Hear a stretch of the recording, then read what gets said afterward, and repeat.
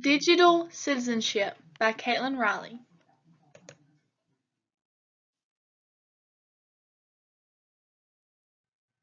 What is online privacy?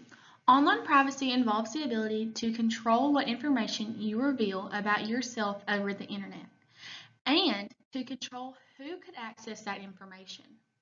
For example, on Facebook, you can have a public profile where people you aren't friends with can still see your whole profile, or you can make it private where only people that you are friends with can see your profile.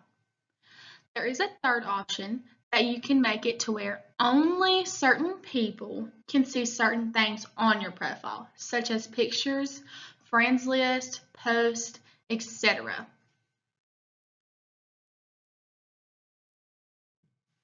How is online privacy used in the classroom? Online privacy is a part of the code of ethics. Teachers must have their social media private and not be friends with students or students' family members. For example, a high school teacher has Snapchat and her student adds her. Should she A, decline the student's request, B, leave the student's request there, or C, accept the student's request and Snapchat them?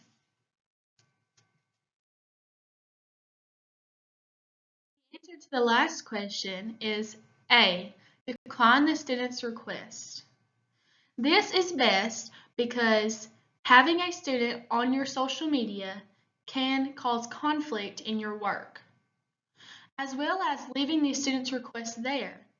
Because if someone were to see the request, they would just think you would add them later or that you were tempted to add them. So deleting the request is best.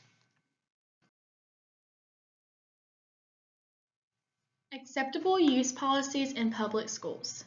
Acceptable use policies, also known as AUP, are agreements between the students and school to keep them safe online.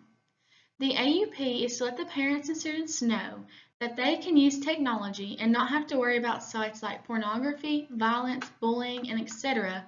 while they are furthering their education. This allows school districts to be able to further students and staff's education with technology in a safe and convenient way for everyone.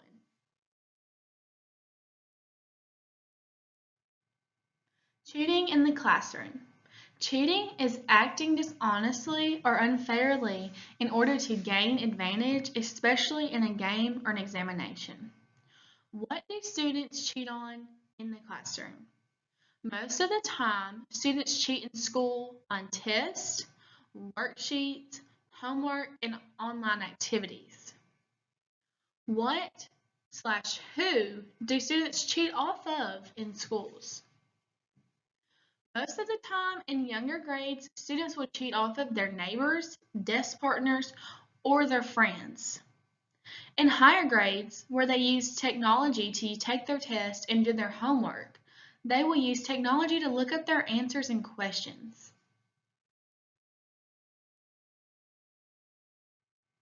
Cheating in the classroom. Why do students cheat in the classroom? Some students may cheat because they have learning disabilities and cannot focus on the material, such as students with ADHD. Some students may have poor study skills and have no extra help at home or at school. Some may just be lazy and have no motivation to do well in school. They are also more likely to cheat on exams that are more important for things such as ACT Aspire or Benchmark, or the ACT itself.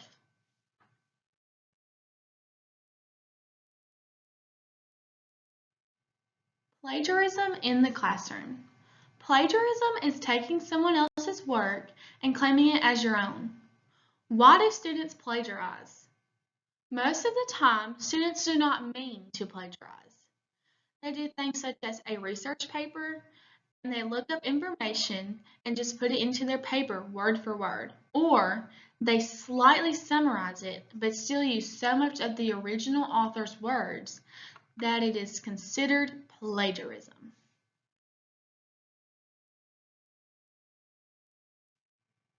Cheating and plagiarism stats in the classroom.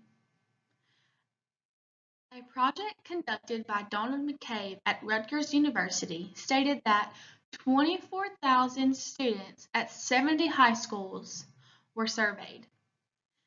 64% of students admitted to cheating on tests. 58% of students admitting to plagiarism.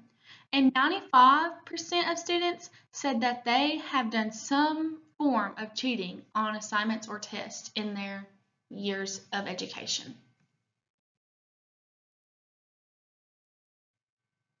Copyright laws. Copyright laws protect original works of authorship, including literacy, dramatic, musical, and artist works like songs, movies, lesson plans, workbooks, worksheets, poems, and etc.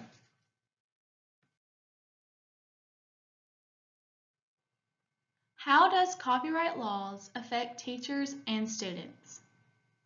Teachers must follow copyright laws or they can put their own job at risk. Teachers can use other people's work, their quote unquote fair use, which means that you are using them for educational reasons only and follow a certain criteria and set of rules. The students in higher grades are normally allowed to do more things, such as make copies of their work.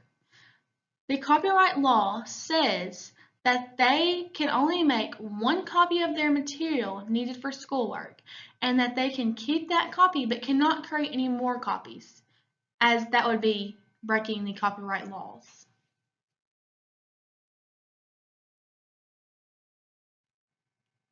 Here are all my resources used to create this slideshow. Thank you for your time.